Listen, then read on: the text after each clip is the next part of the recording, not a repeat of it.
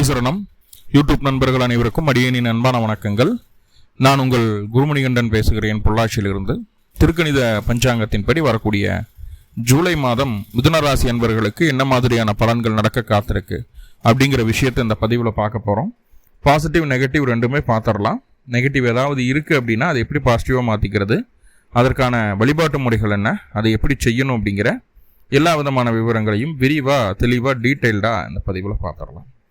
முதல்ல இந்த மாத துவக்கத்தில் என்ன கிரகநிலைகள் மிதுன ராசிக்கு இருக்குது, மேலும் இந்த மாதத்தில் என்னென்ன கிரகங்கள் பயிற்சி ஆகுது, அந்த கிரக பயிற்சியால் ஏற்படக்கூடிய மாற்றங்கள் என்னென்ன, இதன் அடிப்படையில் தான் இந்த பதிவானது பதிவு செய்யப்படுது. ஸோ அப்படி பார்க்கும்போது அந்த மாத துவக்கத்தில் என்ன கிரகநிலைகள் மிதுன ராசிக்கு இருக்குது அப்படின்னு சொல்லி பார்த்துட்டிங்கன்னா, ராசிக்குள்ளேயே சூரியன் உங்களுடைய 3ஆம் அதிபதி, தைரிய வீரிய ஸ்தானாதிபதி ராசிக்குள்ளே இருக்கிறது ரொம்ப நல்ல விஷயம். உங்களுடைய ராசிநாதன் புதன் உங்களுடைய ராசிக்கு 2ஆம் இடமான தனம் வாக்கு குடும்பஸ்தானத்தில் வக்ரம் பெற்று அமர்ந்திருக்கிறாரு. கூடவே உச்சம் பெற்ற குருவும் சுக்கிரனும் இணைந்திருக்கக்கூடிய ஒரு சூழ்நிலை. ராசிக்கு 3ஆம் இடமான தைரிய வீரிய ஸ்தானத்தில் கேது, ராசிக்கு 9ஆம் இடம் அப்படின்னு சொல்லக்கூடிய பாக்கியஸ்தானத்தில் ராகு பகவான் இருக்காரு. ராசிக்கு 10ஆம் இடத்துல கர்மஸ்தானத்தில் சனி பகவான், ராசிக்கு 12ஆம் இடம் அப்படின்னு சொல்லக்கூடிய அயன சயன போக விரயஸ்தானத்தில் செவ்வாயினுடைய அமைப்பு இருக்குது. ஸோ இதுதான் இந்த மாத துவக்கத்தில் இருக்கக்கூடிய கிரகநிலைகள். மேலும் இந்த மாதத்தில் என்னென்ன கிரகங்கள் பயிற்சி ஆகுதுன்னா, 4/7/2026 அன்னைக்கு சுக்கிர பகவான் உங்களுடைய ராசிக்கு 2ஆம் இடத்துலேருந்து 3ஆம் இடத்துக்கு பயிற்சி ஆகிறாரு. 7/7/2026 அன்னைக்கு புதன் பகவான் வக்ரகதியில் உங்களுடைய ராசிக்கு 2ஆம் இடத்துலேருந்து ராசிக்குள்ளே பயிற்சி ஆகக்கூடிய ஒரு சூழ்நிலை. ராசிக்குள்ளே புதன் வந்துட்டால் புதன் பலம் அடையக்கூடிய ஒரு அமைப்பு. ஆட்சி பலத்தில் இருக்கார் உங்களுடைய ராசிநாதன். 16/7/2026 அன்னைக்கு சூரியன் உங்களுடைய ராசிக்கு 2ஆம் இடத்துக்கு கடகராசிக்கு பயிற்சி ஆகிறார். 23/7/2026 அன்னைக்கு புதன் வக்ர நிவர்த்தி அடையுது. புதன் வக்ர நிவர்த்தி அடைஞ்சு 2-3 நாளில் சனி பகவான் வக்ரம் ஆரம்பிக்கிறார். அதாவது ஜூலை 26 அன்னைக்கு சனி வக்ர ஆரம்பம் திருக்கணிதப்படி. ஸோ இதுதான் இந்த மாத துவக்கத்தில் இருக்கக்கூடிய கிரகநிலைகளும் மேலும் இந்த மாதத்தில் நடக்கக்கூடிய கிரக பயிற்சிகளும் மையமாக வச்சுட்டு உங்களுடைய பொருளாதார அமைப்புகள் இந்த மாதம் எப்படி இருக்குது அப்படின்னு சொல்லி பார்த்துட்டிங்கன்னா, பொருளாதாரம் அப்படின்னு சொல்லும்போது 2ஆம் பாவம், வருமானத்தை சொல்லக்கூடியது 2ஆம் இடம். 2ஆம் இடத்துல உச்சம் பெற்ற குரு பகவான் இருக்குது. கூடவே சுக்கிரனும் இருக்காங்க. 5 கூடையவர் 12 கூடையவர். இப்போ விரயங்கள் எல்லாம் குறைஞ்சு சம்பாத்தியம் கிடைக்கணும், சேமிக்க முடியணும் அப்படிங்கிற ஒரு அமைப்பு உண்டாகுது. அதே நேரத்தில் புதன் உங்களுடைய ராசிநாதன் முதல் 4 நாட்களுக்கு 2ஆம் பாவத்தில் தான் இருக்கார். அப்போது வருமானத்தை சேர்த்து வைக்கிறதுக்கெல்லாம் என்ன வழி என்ன ஏதுங்கிறதுக்கு உண்டான யோசனை மாத துவக்கத்திலே வந்துடும். குடும்பத்தை எப்படி பார்த்துக்கிடணும், குடும்ப உறவுகள் எவ்வளோ முக்கியம், எங்கெங்கெல்லாம் நம்ம மிஸ் பண்ணுறோம், எங்கெங்கெல்லாம் சேமிக்க தவறுறோம் அப்படிங்கிறது எல்லாமே பக்காவாக பிளான் பண்ணி டீல் பண்ணக்கூடிய ஒரு மனநிலைமை ஸ்டார்டிங்லேயே வந்துடுது. அதன் பின்பு அதுக்கப்புறம் புதன் வக்ரமாகி ராசிக்குள்ளே போகிறாரு, ராசியில் பலம் அடையுது. அப்போ உங்களுடைய திறமைக்கான அங்கீகாரம் கிடைக்குது, தொழில் ரீதியாக இருந்து வந்த போட்டி உறமைகள்லாம் நீங்குது. அப்படிங்கும்போது வருமானத்தில் குறை இல்லாமல் பார்த்துக்கும். 10ஆம் அதிபதியான குரு பகவான் ராசிக்கு 2ஆம் இடத்துல வருமான ஸ்தானத்தில் உச்சமாறதுனால பொருளாதாரத்துக்கு பெருசாக குறை இல்லை அப்படின்னு தான் நம்ம சொல்லணும். இந்த மாதத்தில் என்ன, எப்பவுமே மிதுன ராசியை பொறுத்தளவுக்கு உங்களுடைய வருமான ஸ்தானாதிபதி சந்திர பகவானாகி அவர் அங்கங்கே ஒவ்வொரு ராசியை மாறிட்டே இருப்பார். கடகடன்னு 2.25 நாளைக்கு ஒருக்க ஒரு ராசிலேருந்து இன்னொரு ராசிக்கு மாறிடுவார். அப்படிங்கும்போது இப்போ வருமானம் அப்படிங்கிற விஷயம் ஏற்ற இறக்கங்களை சந்திக்க வேண்டிய ஒரு சூழ்நிலை எப்போதுமே மிதுன ராசிக்கு இருக்குது. இருந்தாலும் அந்த ஏற்ற இறக்கங்கள் எல்லாமே ஒரே சீராக நேர்கோடாக போகிற அளவுக்கு உண்டான ஒரு சூழ்நிலை தான் குரு கொடுப்பார். வருமானத்தை பற்றி பிரச்சனை இல்லை, ரைட். பொருளாதாரம் ஓகே தான். சரி, கணவன் மனைவி உறவுக்குள்ளே எப்படி இருக்குது அப்படின்னு சொல்லி பார்க்கும்போது 7ஆம் இடம் தான் கணவன் மனைவி உறவை சொல்லக்கூடிய ஸ்தானம். 7ஆம் அதிபதி 2ல் போய் உச்சமாக இருக்கிறார். அதாவது உங்களுடைய வாழ்க்கை துணை உங்களுடைய குடும்பம் சார்ந்த விஷயங்கள்லாம் அதிகமாக யோசிச்சுட்டு இருக்கு அப்படிங்கிற விஷயத்த நம்ம சொன்னாலும், இங்கே 7ஆம் இடத்திற்கு ராகுவினுடைய பார்வை, சனியினுடைய பார்வை, செவ்வாயினுடைய பார்வையும் இருக்குது. ஒன்றுக்கும் மேற்பட்ட பாவ கிரகங்களான அந்த செவ்வாய், சனி, ராகு 3 பேரும் ராசிக்கு 7ஆம் இடத்தை பார்க்குறாங்க.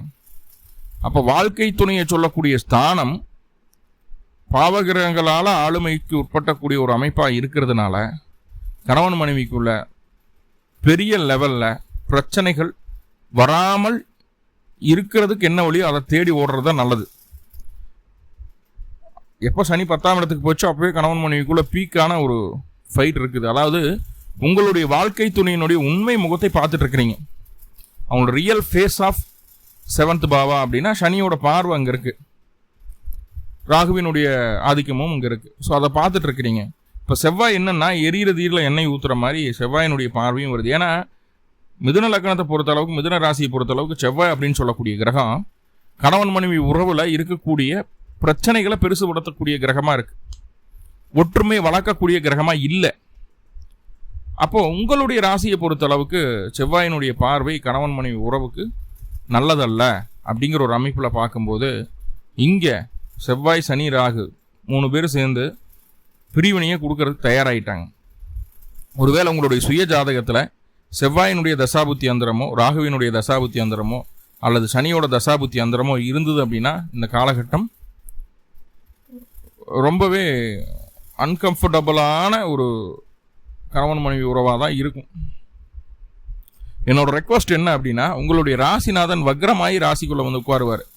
எப்படின்னா 4/7/2026 23/7/2026 வரைக்கும் அந்த புதன் வக்ரமாக தான் இருக்கும்.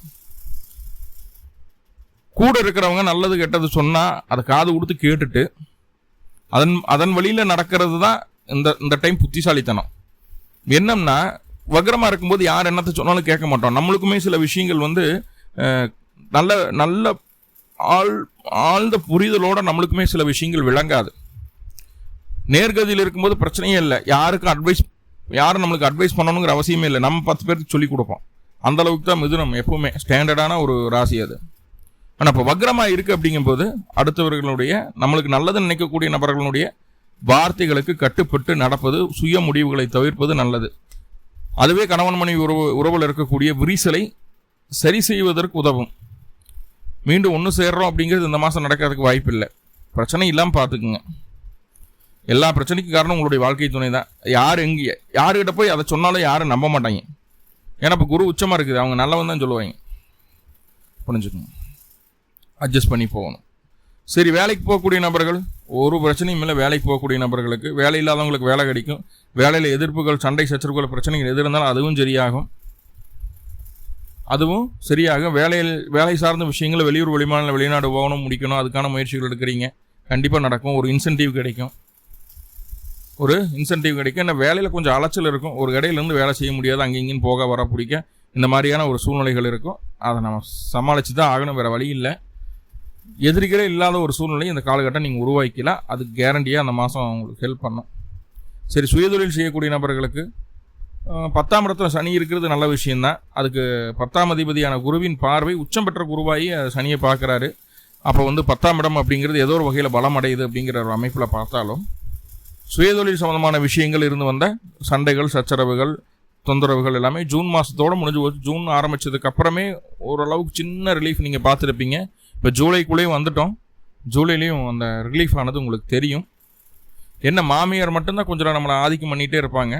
மாமியாருக்கு கொஞ்சம் வேணுங்கிறது செஞ்சிங்கன்னா ஆட்டோமேட்டிக்காக தொழிலில் உங்களுடைய வளர்ச்சி அப்படிங்கிறது எதிர்பாராத அளவுக்கு நல்லபடியாகவே இருக்கும். ரைட்.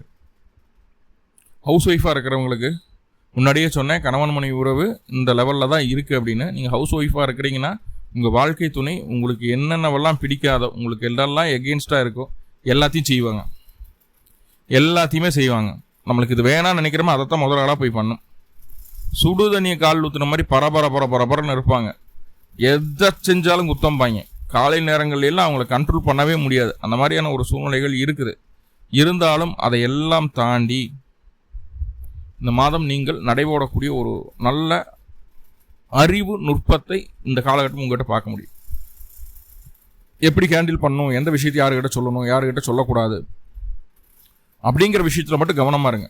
மற்றபடி உங்களுடைய அறிவு நுட்பம், உங்களுக்கு மனசுக்குள்ளே வரக்கூடிய அந்த இன்டென்ஷன், அந்த இன்ஸ்டியூஷன்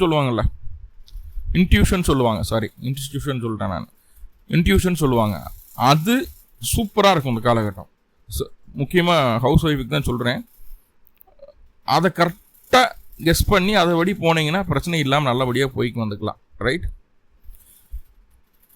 அதே போல் குழந்தை பேர் குழந்தைக்கும் பெற்றோருக்கும் உண்டான உறவு நிலை அப்படின்னு பார்க்கும்போது 4ஆம் அதிபதி புதனாகி ராசியில் பலமாக இருக்கிறார். தாயாரோட ஆதரவு பூர்ணமாக இருக்கும்.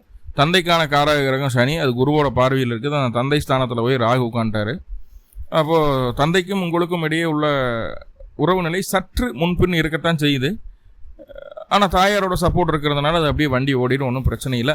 தந்தையினுடைய உடல் ஆரோக்கியத்தில் மட்டும் அக்கறை வேணும் அப்படிங்கிறதுல மாற்றுக்கிறதுக்கு இடமில்ல.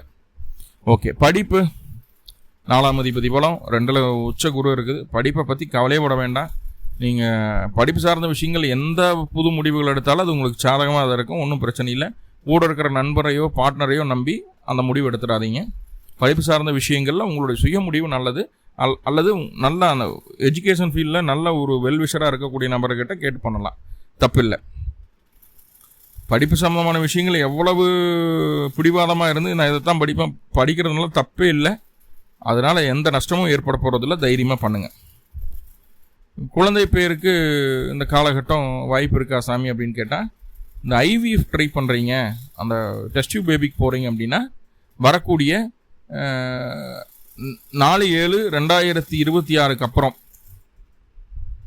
4/7/2026 அப்புறம் டெஸ்ட் டியூப் பேபிக்கு உண்டான முயற்சிகள் எடுக்கலாம். அந்த 15 நாள், அதுக்கப்புறம் வரக்கூடிய 15 நாள் உங்களுக்கு சாதகமாக இருக்குது. 20ஆம் தேதி வரைக்கும் கொஞ்சம் சாதகமாக இருக்குது, தாராளமாக பண்ணுங்கள். அதுக்கப்புறம் மறுபடியும் அடுத்தடுத்த மாதங்கள் இதே மாதிரி இருக்குமானா அது ஒவ்வொரு மாதமாக பலன் போடும்போது சொல்கிறேன். ஆனால் இந்த காலகட்டம் சிறப்பாக இருக்குது. எதிரிகள் ஜெயிக்கக்கூடிய தன்மை உண்டாகுது. கடனை குறைக்கிறதுக்கு உண்டான ஒரு சூழ்நிலை, அதுக்குண்டான முதல் ஸ்டெப்பு தெரியுது. மேலும் கடன் வாங்காமல் இருக்கிறதுக்கு பார்த்துக்க வேண்டியது இருக்கும். ஏன்னா கடன் வாங்க சொல்லி மனசு துடிக்கும். தேவையில்லாத செலவுகளுக்காக கடன் வாங்குவீங்க, பார்த்துக்கிடுங்க. வம்பு வழக்கு பிரச்சனைகள் ஏதாவது இருந்ததுன்னா அது இந்த மாதம் உங்களுக்கு சாதகமாக வர்றதுக்கு வாய்ப்பு இல்லை, ஆனால் அதனால் பாதிப்பு இல்லை அப்படிங்கிற விஷயத்த சொல்லுது. ஸோ நிறைய பாசிட்டிவான விஷயங்கள் இருக்குது. ஆனால் கொஞ்சம் கொஞ்சம் நெகட்டிவ், அந்த கணவன் மனைவி உறவில் ஹவுஸ் ஒய்ஃப் சின்ன வார்னிங் இருக்குது. ஸோ இது என்ன செய்ய காத்திருக்கு அப்படின்னா, உறவில் தான் குழப்பத்தை கொடுக்க ஆரம்பிக்குது இந்த மாதத்தில். ஸோ அதை சரி பண்ணுறதுக்கு என்ன வழி அப்படின்னு கேட்டுட்டிங்கன்னா, சிம்பிளாக பக்கத்தில் இருக்கக்கூடிய பழமையான பெருமாள் ஆலயங்களுக்கு போங்க. பெருமாளுக்கு 2 நெய் தீபம் போடுங்க. ஏதாவது நெய்வேத்தியம் வச்சு வழிபாடு பண்ணிட்டு வாங்க. கண்டிப்பாக இந்த மாதம் இருக்கக்கூடிய தீமைகள் நீங்கி நன்மைகள் நல்லபடியாக நடக்கும். மேலும் உங்களுக்கு நல்லதெல்லாமே நடக்கணும்னு சொல்லி எல்லாம் போல பரம்பூரில் பிரார்த்தனை பண்ணிட்டு இந்த பதிவை முடிச்சுக்கிறேன். நன்றி நண்பர்களே, நன்றி. வாழ்குளமுடன். திருச்சிற்றம்பலம்.